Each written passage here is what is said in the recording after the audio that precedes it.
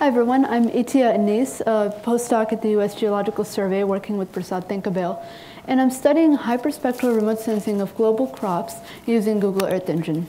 And I'm doing that because with increases in global populations, we have increases in food and nutrition demand, and for that we need advanced methods of monitoring cropland extent and productivity.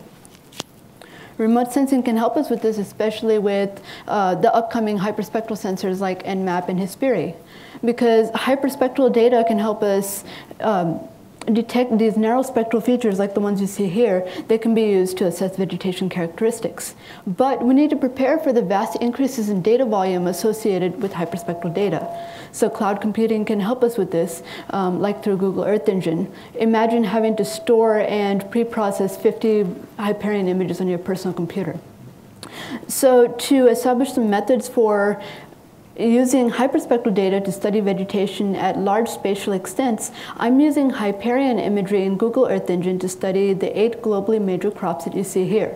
Specifically, I'm compiling a hyperspectral library of these agricultural crops in different agroecological zones and management regimes, and I'm using those spectral signatures to differentiate these crops and map them.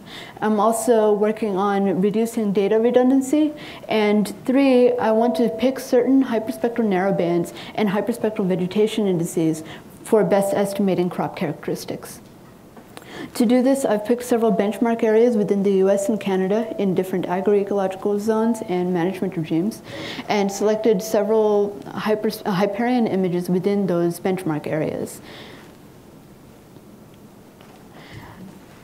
I've then extracted spectral signatures of known locations with known crop types, and am now compiling those spectral signatures by crop types, by growth regime, growth stages, and by the benchmark areas. So here's an example of that type of compilation. So these are corn spectra of the US benchmark area 11, which is in Wisconsin, averaged by different growth stages. So that black line there, I don't know whether you can see it clearly, this one shows lower growth stages, earlier growth stages where the plants are really small, and so that spectral signature shows a lot of noise from soil and crop residue.